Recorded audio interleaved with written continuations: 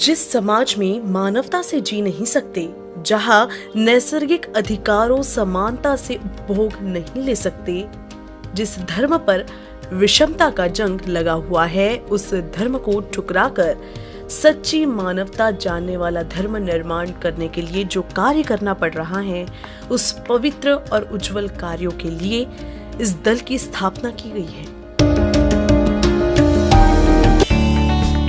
उच्च उज्जवल तत्वों की लड़ाई लड़ने के लिए ही अपने समता सैनिक दल की स्थापना की गई है और यही अपने दल की पृष्ठभूमि है। इस तरह ये दिखता है कि इस दल की नींव व्यक्तिपरक नहीं है।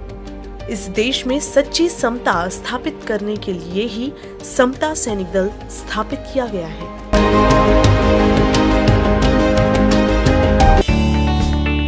समता सैनिक दल के स्वयं सेवकों को मुझे कुछ सूचना देनी है।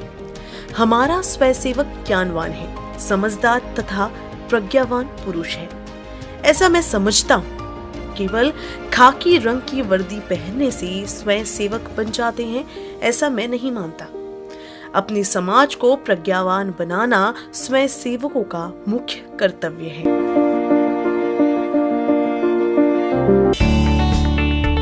समता सैनिक दल के सैनिकों को समाज सेवा के लिए सिर हथेली पर रखकर लड़ाई के लिए सज्जित निर्भीक योद्धा ही कहना चाहिए। मानवता के लिए समानता का उज्जवल तत्व अंतःकरण में प्रज्वलित कर उसे अपने कार्य की पूर्ति करनी चाहिए।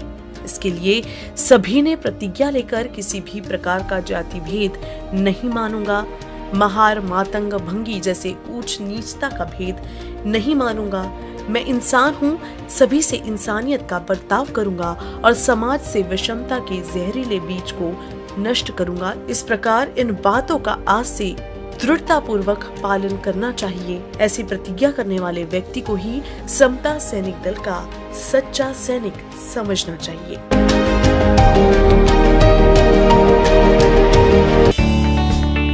आपने अपने हर कार्य से देश का आदर्श सैनिक बनना चाहिए। आपकी ओर देखते ही सैनिक दल का एक उत्कृष्ट नमूना दिखे, इसी दृष्टि से आपका विश्व में नाम होना चाहिए। अच्छे गुण, अनुशासन और संगठन के द्वारा आपका दल फौलादी बनना चाहिए। मुझे प्रत्येक सैनिक को बताना है कि सैनिक शब्द बड़ा महत्वपूर्ण है। हम निश्चित ही बाजारू नहीं हैं। इस तथ्य को सिद्ध करने वाला ही ये शब्द है। अपना कार्य करते हुए सभी लोग प्रत्यक्ष मिलिट्री में ही हैं। ये भावना मन में रखनी चाहिए। सभा के समय जो विशाल जनसमूह इकट्ठा होता है, उसका सही बंदोबस्त रखते वक्त ये ध्यान में रखनी चाहिए कि आप एक सैनिक हैं। जनसमूह तो भीड़ की तरह चलेगा।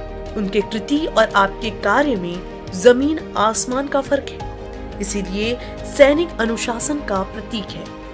इसी अधिकार के हुक्म को गलत समझकर उसके विरुद्ध चर्चा या विरोध करना उचित नहीं है। केवल अनुशासन के लिए समय पर सभी अवसरों पर धैर्य से सामना करने का अपने संकल्प के आगे भी उन्नत समाज सेवा द्वारा पूरा करे, इतना ही आपसे कहना है।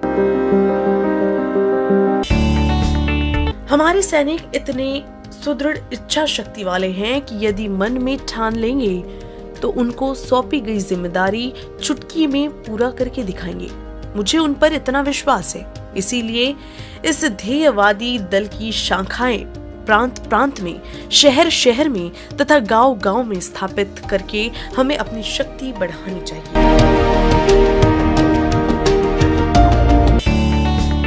समता सैनिक दल हमारी राजनीतिक पार्टी की ताकत है। लड़ाकू सैनिकों के बिना कोई भी पार्टी बलवान नहीं हो सकती। हमें तो बड़े बड़े संगठनों से टक्कर लेनी है। इसीलिए हमें समता सैनिक दल का विस्तार करना होगा।